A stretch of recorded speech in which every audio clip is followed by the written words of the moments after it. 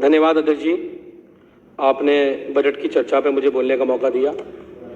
अध्यक्ष जी, दिल्ली विधानसभा में 27 साल बाद भारतीय जनता पार्टी की सरकार आई है और दिल्ली के लोगों को उम्मीद थी कि 27 साल बाद भाजपा की सरकार आई है, लेकिन मुझे तो ऐसा लग रहा है अध्यक्ष जी कि ये दिल्ली में एक महीने में लगने लगा कि ये भाजपा की सरकार नहीं है, ये दिल्ली वालों पे विपदा की सरकार आ गई है।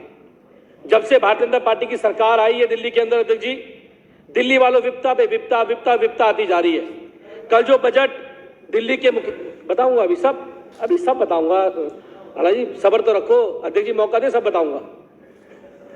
तो अभी मुख्यमंत्री जी ने बजट प्रस्तुत किया, हमें लगा कि 27 साल बाद बीजेपी की सरकार दिल्ली में आई है तो कुछ विजन होगा, बजट के अंदर कुछ अच्छी घोषणाएं होंगी, दिल्ली वालों के लिए कुछ फायदे की बातें होंगी। लेकिन अध्यक्ष जी, पूरा का पूरा बजट खोखला बजट है, केवल हवाई बजट है, धरातल पे जो बजट है वो दिखता नहीं है। और अध्यक्ष जी, बजट के अंदर अभी यहाँ हरीश राणा जी ने कहा यहाँ पे कि 10,000 करोड़ से ज्यादा का बजट SC/ST के लिए रखा गया। मंत्री जी यहाँ बैठे थे SC/ST के, मैंने उस समय पूछा कि क्या रखा गया है। अध्यक्ष जी, SC/ST कंपोनेंट फंड के अंदर जो पैसा रखा जाता था 140 करोड़ रुपए 2024-25 में रखा गया था और 2025-26 के बजट में 130 करोड़ रुपए किया गया है। आपने 10,000 करोड़ रुपए किसको दे दिए? SC/ST का तो आपने 10 करोड़ रुपए कम कर दिया जो उनको फंड मिलता था। तो ऐसी हवाई बातें ना करें। दलित समाज के लिए, SC/ST के लिए फंड को इस सरकार ने कम किया है, क्योंकि ये सरकार कभी भी दलितों के हितैषी सरकार नहीं हो सकती है। इस सरकार के पास ना दलितों के लिए, उनके उत्थान के लिए, ना उनके उत्थान के लिए, ना उनकी पढ़ाई के लिए, उनके बच्चों की लिखाई के लिए कोई विजन इस सरकार के पास नहीं है। पूरी तरह से खोखली सरकार है।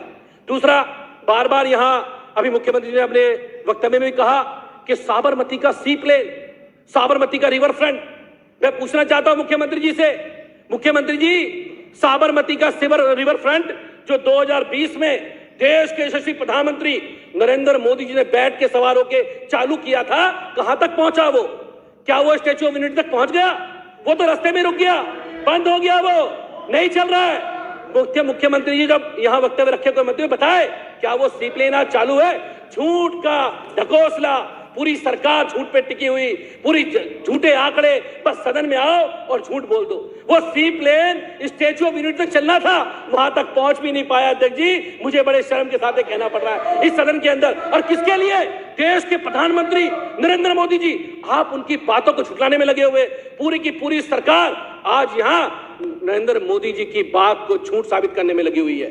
बजट में बात हुई 5100 करोड़ रुपए की, महिलाओं के लिए बात हुई। मैं पूछना चाहता हूं, देश के यशस्वी प्रधानमंत्री जी ने, मैं बड़े सम्मान से उनका नाम लेता हूं, क्यों लेता हूं? उन्होंने कहा था कि हम तो 8 मार्च को महिला दिवस को महिलाओं के खाते में 2500 रुपए दे देंगे। ये किसकी गारंटी है?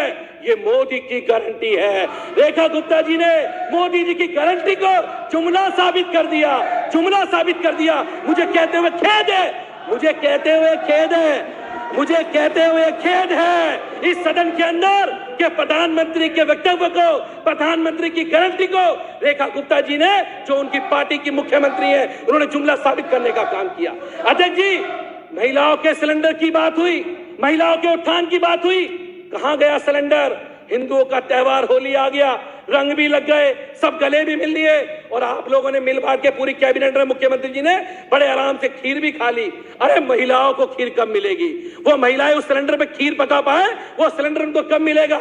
हवाई बातें। पूरे बजट सत्र के अंदर, पूरे बजट भाषण में मुख्यमंत्री जी ने एक बार भी फ्री सिलेंडर की बात नहीं कही। मैं पूछना चाहता हूं मुख्यमंत्री जी, महिलाओं के साथ, आप तो खुद एक महिला मुख्यमंत्री हैं, हमें बड़ी खुशी हुई कि दिल्ली को महिला मुख्यमंत्री मिले, हमें बहुत खुशी हुई, लेकिन आपको पहले ही बजट भाषण में कहना चाहिए था कि हम फ्री सिलेंडर भी देंगे। और मैं तो कहता हूं मुख्यमंत्री जी, आपसे भी कहता हूं मैं कि आप तय करें, ये बताएं इस सदन को कि मेरी माता बहनें जो इंतजार कर रही हैं, उनके खाते में 2500 रुपए आने का काम कब होगा, ये बताने का काम करें।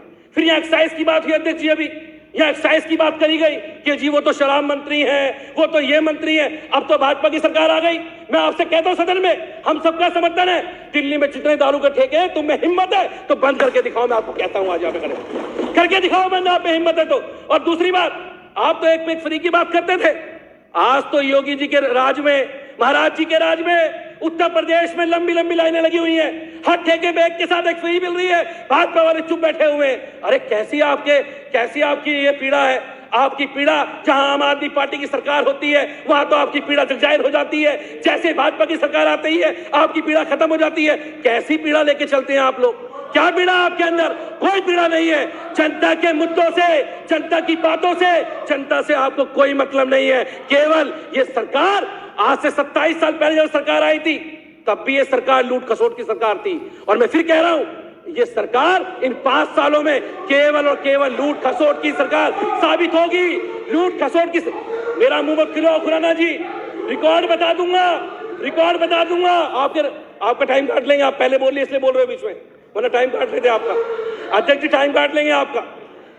पूरी सरकार लूट। दूसरी बात, जब से सरकार आई क्या विपदा आ गई? अध्यक्ष जी, प्राइवेट स्कूलों के अंदर आज जो लूट चल रही है दिल्ली के अंदर, 1 महीने के अंदर ही मोटे मोटी डोनेशन लेके प्राइवेट स्कूल वाले आज गरीब लोगों को लूटने का काम कर रहे हैं। बेतहाशा वृद्धि हो रही है फीसों के अंदर। आपके मंत्री चुप है, शिक्षा मंत्री चुप है, मुख्यमंत्री चुप है, कोई बोलने को तैयार नहीं है। बेतहाशा वृद्धि कर रहे हैं बिना उसके डोनेशन ली जा रही है मोटी मोटी। सब चुप है, सारे के सारे चुप है। 1 महीने में अभी तो टेलर है ये। अभी तो आपकी पूरी पिक्चर दिल्ली वाले देखेंगे कि कैसे दिल्ली के लोगों को लूट खसोट के खाओगे। आयुष्मान भारत की आप बात करते हो, कौन से आयुष्मान भारत की बात करते हो आप लोग? अगर इतना अच्छा आयुष्मान भारत है तो मेरे बगल में खोड़ा कॉलोनी है, गाजियाबाद है, लोनी है, सारे के सारे लोग दिल्ली में इलाज कराने क्यों आते हैं? महात्मा मोदी जी का आयुष्मान भारत लागू है, उसकी बात आप लोग क्यों नहीं करते हो? उसकी बात कब करोगे आप लोग? और 10 लाख के इंश्योरेंस की बात आप कर रहे हो। ये इंश्योरेंस दिल्ली वालों को लगता है महंगा पड़ेगा। ये किसको मिलेगा अभी तो पता ही नहीं है। किसको मिलेगा, किसको नहीं मिलेगा। अध्यक्ष जी, दिल्ली की सरकार में दूसरी बात, मुख्यमंत्री जी ने कहा एमएस नहीं है, एमएस चले गए। कहां चले गए एमएस? कहां चले गए अधिकारी? कहां थे? सारे के सारे लेफ्टिनेंट गवर्नर से आप लोगों ने 10 साल तक अपॉइंटमेंट नहीं होने दी। और सर्विस का विषय आप जानते हैं, फिर भी मुख्यमंत्री ऐसी बातें करती है सदन में आके, जो सदन का विषय नहीं है, जो सर्विस का मैटर नहीं है, उसकी